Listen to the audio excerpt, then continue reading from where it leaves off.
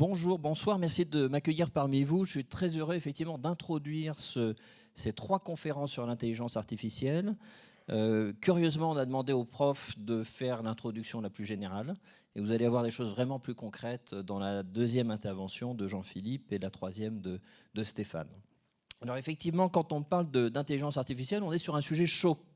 C'est tellement chaud du reste que les publicitaires s'en emparent et pour vendre un parfum, ils vous disent, qui est le chevalier des temps présents? Eh bien, c'est monsieur Alexandre Robiquet, qui n'est pas expert comptable, mais qui est Artificial Intelligence Researcher. Donc, effectivement, c'est très branché. Donc, ça, c'est le côté sexy de l'intelligence artificielle. Un côté moins sexy de l'intelligence artificielle, c'est de se dire que notre avenir est peut-être là, pendant que les machines, effectivement, vont être très occupées, vont avoir beaucoup de travail. Vous serez peut-être dans cette position. Vous voyez, même le chien, là, est un petit peu jaloux de ce chien robot qui apparaît. Et effectivement, il faut savoir un petit peu distinguer et mettre en perspective ce qui est en train de se passer. Ce que je vais vous proposer dans les prochains slides, de mise en perspective. Alors, moi, je suis directeur du centre digital d'HEC.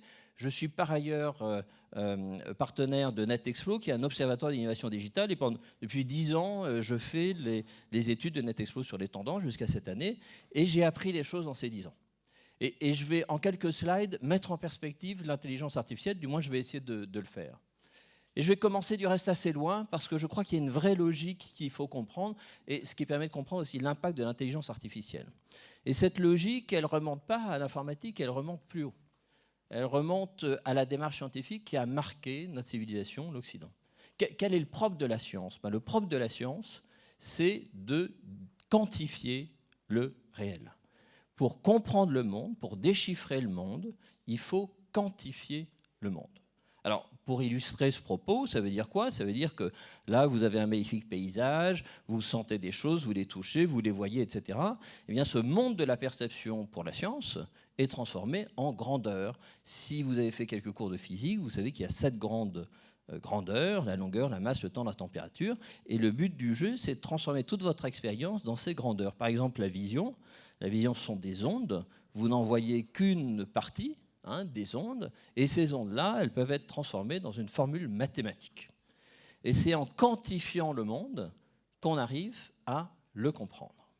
Alors, c'est quelque chose qui n'est absolument pas naturel, c'est vraiment un trait de notre civilisation qui remonte à la Renaissance. Le grand penseur de cette quantification du monde, c'est Galilée, qui a écrit dans un ouvrage Il Saggiatore, cette citation qui est assez connue: l'univers est un livre écrit dans la langue mathématique et ses caractères sont des triangles, des cercles et autres figures géométriques, sans les moyens desquels il est humainement impossible d'en comprendre un mot. Sans eux, c'est une errance vaine dans un univers obscur. Alors pour Galilée, Dieu avait vraiment créé le monde en langue mathématique. Il y avait quelque chose d'un peu mystique, mais qu'est-ce que ça veut dire? Ça veut dire que ça a été résumé par un physicien du XXe siècle de façon beaucoup plus brutale: est réel ce qu'on peut mesurer. Alors pourquoi je vous parle de cette histoire?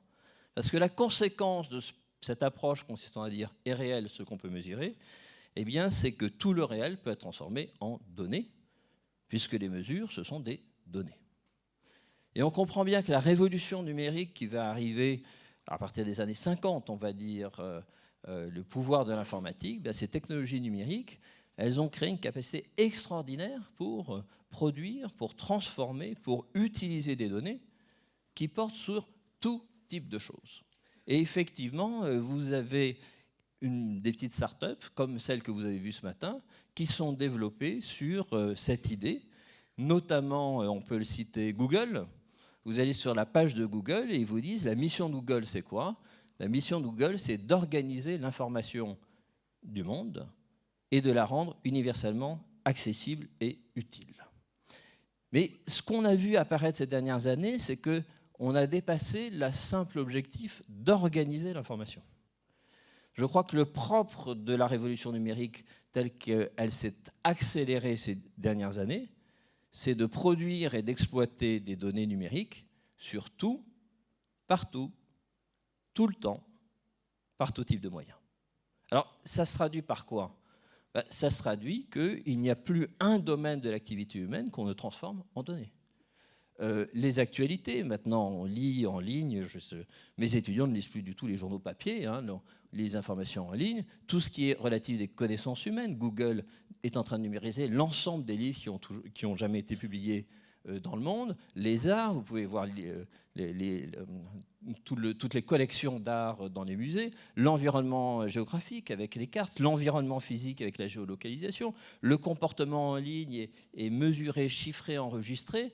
Une partie très importante de nos relations sociales ont basculé vers le digital. Vous avez ensuite tout ce qui concerne la santé, l'activité cérébrale, le corps humain. On développe des senseurs pour transformer l'activité du corps en données. Et puis, vous avez toute la branche de l'activité économique où il s'agit de produire des données et de les exploiter. Et on le fait de quelle façon? Eh bien, c'est là qu'on voit l'innovation numérique. Évidemment, par la navigation en ligne, les mobiles, mais ensuite, ce tsunami des objets connectés, qui pour certains sont quasiment invisibles, qu'on porte sur soi et qu'on transporte, qui sont à notre domicile, ou bien qui participent aux usines, aux éléments de production. Et là, il y a une vraie révolution dans les usines. Et puis même, le visuel peut être transformé par reconnaissance automatique en données. Alors, ça veut dire quoi, cette vague qui consiste à multiplier la production de données? Eh bien, ça veut dire que pour moi, la révolution numérique, ce n'est pas les ordinateurs. La révolution numérique, ce n'est pas Internet. Le propre de la révolution numérique, c'est qu'on est dans un univers de transformation et de production exponentielle de données. Ça, c'est une étude d'IBM. Et alors, j'ai effectivement cherché la source. Il ne donne pas la méthodologie, mais c'est une étude disant que la production des données est exponentielle. Et donc, le propre de la révolution numérique, c'est de dire qu'il faut tout transformer en données pour tout transformer par les données. Et c'est ce qui m'a frappé dans ces 10 ans de NetExplo.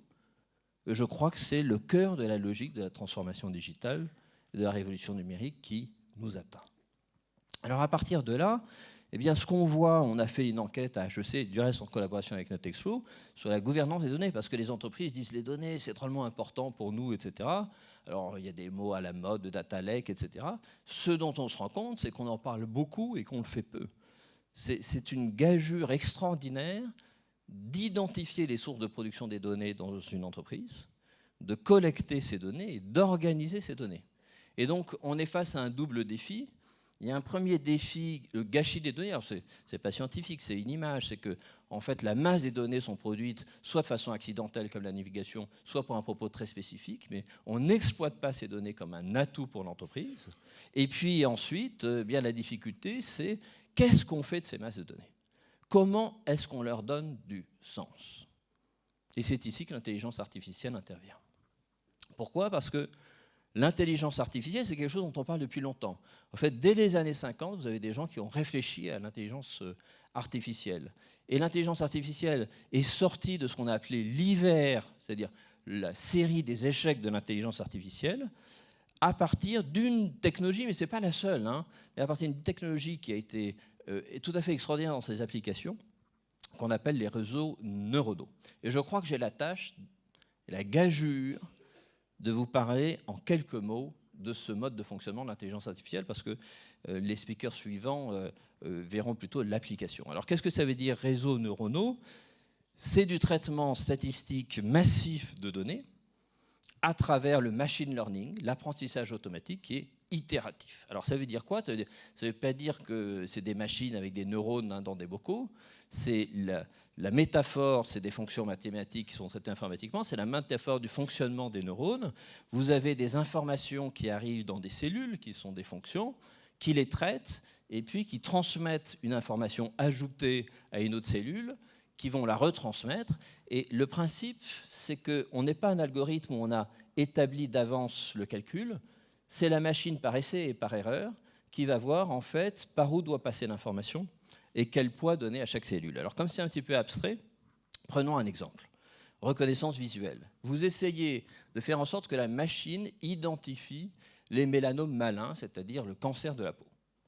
Alors ici, vous avez une photo d'un mélanome malin. Alors, et vous dites, bon, c'est difficile à distinguer d'un grain de beauté. Sauf que pour la machine, c'est indistinguable a priori d'une photo satellite avec un oasis. Parce que la machine n'a pas le contexte. Alors comment est-ce qu'on apprend la machine à identifier les mélanomes? En fait, ce que voit la machine, entre guillemets, c'est pas ce que vous voyez vous avec votre cerveau. Ce qu'on entre dans la machine, c'est des codes sur les pixels d'une image. Donc on analyse l'image en pixels. Et ce que fait l'ordinateur, c'est qu'il traite ces valeurs. Et il cherche ensuite à comprendre la logique de ces valeurs entre elles pour pouvoir donner une réponse. Et donc, quand vous essayez d'identifier des mélanomes, ce que vous allez faire, c'est que vous allez transmettre des images qui sont décomposées, et l'algorithme va recomposer ces images, ces pixels, pour dire il y a un mélanome, il y a une forme, X ou Y ou pas. Alors, comment est-ce que vous faites ça? Ce n'est pas le scientifique qui imagine à l'avance le processus, c'est qu'on nourrit la machine de bibliothèques d'images. Alors, il y a des bases de données qui permettent centraliser. Donc, vous la nourrissez non pas de centaines, non pas de milliers, mais de dizaines de milliers, de centaines de milliers d'images. Ces images sont labellisées. Donc, la machine traite et il dit c'est un mélanome et vous dites non, c'est un grain de beauté. Alors, la machine recalcule son process pour arriver à la bonne réponse. Et on recommence, et on recommence, et on recommence. Et en fait, l'intelligence artificielle, c'est basé sur l'expérience d'essais et d'erreurs. À force d'emmagasiner, de traiter des masses d'informations, elle apprend finalement à ne plus se tromper. Par quelle opération? C'est un petit peu mystérieux parce qu'il est très difficile d'identifier les coefficients. Et donc, parce que vous fournissez cette masse de mélanomes, à la fin, vous avez une exactitude de 99,5% dans l'identification de mélanomes par rapport à des grains de beauté. Ça vous a semblé relativement clair? Ouais. Bon, c'était un peu express, hein. Mais alors, la conclusion que je tire ici, c'est que la façon dont l'intelligence artificielle fonctionne, ici sur cet exemple de la reconnaissance visuelle et des réseaux de neurones, c'est que plus il y a de données, plus le programme produit de bonnes réponses, puisqu'on est dans un système itératif où on voit des tonnes de cas, et plus il est intelligent. Et donc la conséquence, c'est que l'intelligence artificielle nécessite des masses de données, mais ces masses de données qu'on produit, pour avoir du sens, elles ont besoin de l'intelligence artificielle. Alors, quelle est la conséquence ici? C'est un certain nombre d'initiatives. Là, je vais vous présenter, vous avez eu ici un tour des startups. Laissez-moi vous présenter 3-4 exemples. Ici, c'est une initiative qu'on avait identifiée, c'est remplacer le call center par des chatbots. Alors, il y a la promesse ici de remplacement. La réalité aujourd'hui, c'est que les chatbots permettent effectivement, grosso modo, d'absorber 30% d'un call center, ce qui permet d'accroître grandement la productivité du call center, et on laisse aux êtres humains le traitement des tâches complexes. Abzen est un cas qui peut vous intéresser. C'est une solution SaaS qui met de l'intelligence artificielle dans des choses qui relevaient avant tout de la comptabilité. Vous avez une petite app qui est très simple, très ergonomique, pour gérer ses notes de frais. Donc, vous cliquez ici, vous indiquez ce que vous avez fait en entrant les éléments d'information qui viennent des cartes de crédit. Vous prenez une photo du justificatif. Il y a un petit chatbot qui vous pose des questions, histoire de justifier. Et ce que fait la machine, ce que fait l'intelligence artificielle, c'est qu'elle traite l'information et elle détecte les anomalies. Il dit ce marchand a l'air d'être associé avec un site de divertissement pour adultes, pour dire c'est du porno, où là on n'a pas vu croiser. Ce que fait l'intelligence artificielle, c'est qu'elle va traiter ces informations pour identifier des anomalies et va dire à la personne qui vérifie, attention, ici il y a un souci. Autre exemple ici que je vous disais, aujourd'hui vous avez cette initiative indienne qui est aujourd'hui meilleure à développer un diagnostic que des radiologues. Dans l'image, et la présidente indienne de cette entreprise disait, mais alors que les capacités d'un radiologue sont limitées, ma machine elle s'améliore tous les jours. Après il y avait une discussion de savoir est-ce qu'on a besoin de radiologues, la réponse est oui. Mais ça, ce sera abordé par mes deux speakers suivants. Ça, c'est une initiative qu'on a identifiée à 5 ans. C'était le début de la reconnaissance faciale massive. Vous prenez des gens dans la foule, eh bien, l'ordinateur, dans une masse de gens, est capable d'identifier les visages, d'identifier si c'est des hommes, des femmes, l'âge, si ces gens-là sont déjà revenus. Et puis, si ces gens-là, à un moment, ont payé, vous pouvez le lier à tout leur profil. Et donc ça, c'était quelque chose d'il y a 5 ans. Et c'est à partir de ces technologies-là qu'on a développé des offres marketing. Le dernier exemple est celui-ci. Vous revenez de votre travail, vous dites bonjour à ce petit personnage, qui vous propose d'allumer la télé. Et puis ici, elle va vous réveiller, cette jeune personne, en disant « Oh, il est temps de te réveiller, tu dois aller au bureau ce matin. » Alors vous êtes un peu brumeux, et puis elle vous encourage, et elle vous dit « Ah, mais il fait beau aujourd'hui, regarde, il y a du soleil, etc. » Elle entretient la conversation. Pendant que vous prenez votre douche, du reste, vous vous préparez, vous pourrez parler de la journée de travail, ce qu'il y a à la télé, votre rendez-vous de la journée, puis elle vous dit « Au revoir, oh, je suis très triste de te quitter, reviens vite. » Voilà. Formidable, non? Et c'est beaucoup moins coûteux, vous savez, d'éteindre l'appareil que de divorcer. Donc effectivement, l'intelligence artificielle, elle fait des tas de choses passionnantes, mais ici, cet exemple est absolument frappant. Ça, c'est l'exemple japonais où on pousse à fond le mimétisme humain. Et c'est vraiment très spécifique au Japon avec la robotique. Mais ici, ce que je veux dire, c'est que ce qui est frappant dans l'intelligence artificielle, c'est que la machine donne des réponses intelligentes. Et à partir de là, on induit que la machine est intelligente. Et de ce fait, on la traite comme une personne intelligente. Là, on pousse l'exemple à fond. Mais cette machine est bête selon des critères humains. C'est-à-dire qu'elle n'a aucune intelligence selon des critères humains. C'est-à-dire qu'elle ne définit pas d'objectif. Elle n'a pas conscience de soi. Ce n'est que du traitement statistique qui a toute l'apparence d'une interaction humaine. Et c'est ce paradoxe-là qu'il faut comprendre. Que la machine peut donner des réponses intelligentes, ça ne veut pas dire qu'elle est intelligente. Les spécialistes, je l'évoque simplement, distinguent l'intelligence artificielle forte et faible. Faible, c'est ce qu'elle fait aujourd'hui. Forte, ce serait une machine consciente d'elle-même. Il n'y a rien qui existe de ce type. Il n'y a aucune intelligence forte qui existe. On peut même théoriquement se demander si elle existe. Aujourd'hui, c'est l'intelligence artificielle faible, mais qui peut être absolument impressionnante dans ses résultats. Alors, si je m'oriente ici vers la conclusion, quand on voit apparaître l'intelligence artificielle, c'est bien de mettre en perspective avec des théoriciens. Et ça a été un des fondateurs de l'informatique. Et il a réfléchi à ce que pourrait faire la machine dans l'avenir. Vous vous rendez compte que cet article a été publié en 1962. Et c'est un article qui est souvent cité parce que ce qu'il dit, c'est que les hommes savent très bien faire certaines choses, que les machines savent très bien faire certaines choses, et quand la machine sera intelligente, elle ne remplacera pas l'homme, elle complétera l'homme. Et c'est un message qui sera peut-être porté durant ce débat. Elle complétera l'homme. Mais c'est quand même intéressant d'aller à la source, que j'aime bien faire. Donc je retrouve l'article, je le lis in extenso, je vois qu'il répartit les tâches en 10 tâches possibles, et il essaie de voir ce qui est le propre à la machine et à l'homme. Et puis il dit, voilà, en vert, c'est ce que l'homme sait faire mieux que la machine. En orange, c'est partagé. En rouge, c'est ce que la machine fait mieux que l'homme. Et ça, c'était très vrai en 1962. Maintenant, quand on réévalue ces tâches, on voit que la part de la machine s'est considérablement accrue. Et cette histoire de complémentarité est très vraie et en même temps très problématique. Parce qu'il n'y a pas de territoire préservé pour l'être humain face au progrès technologique. Et donc, on est dans une dialectique plus complexe. Alors, vous pouvez être horrifié par cette perspective.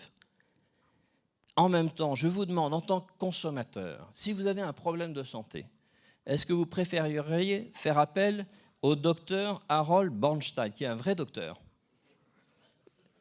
Vous savez d'où je le connais, ce docteur? C'est le docteur personnel de Trump, de Donald Trump. Alors, il y a des gens qui disent que ça explique tout. Bon. Donc, est-ce que vous feriez plutôt confiance au docteur Bornstein ou un supercalculateur qui vous explique par A plus Z qu'il a 99,999% de chance à un bon diagnostic? Je vous demande, hein. Et là, vous vous dites, si on me garantit cette qualité de diagnostic, peut-être que la machine, c'est mieux. Alors, en conclusion, hype ou pipe, vous connaissez peut-être tous les experts le connaissent, hein, c'est le cycle de Gartner. Il y a une technologie qui arrive, il y a le hype, l'excitation, wow, ça va changer le monde, ça va, et puis après les gens sont déçus, et puis après ça trouve sa voie. Alors c'est vrai qu'il y a beaucoup de hype sur l'intelligence artificielle. Et il y a beaucoup de hype, et effectivement on est en haut du pic, parce qu'on dit un peu n'importe quoi sur l'intelligence. Quand on passe son temps à lire des choses, à interroger des experts, etc., on voit bien qu'il y a une surpromesse. Et pourtant, c'est une réalité qui est très profonde. Et je conclurai ainsi pour dire, eh bien, selon moi, et ça introduira mes deux intervenants suivants, on n'est qu'au début d'un nouveau cycle de la révolution numérique. La masse des données amène les moyens et la justification de l'essor de l'intelligence artificielle.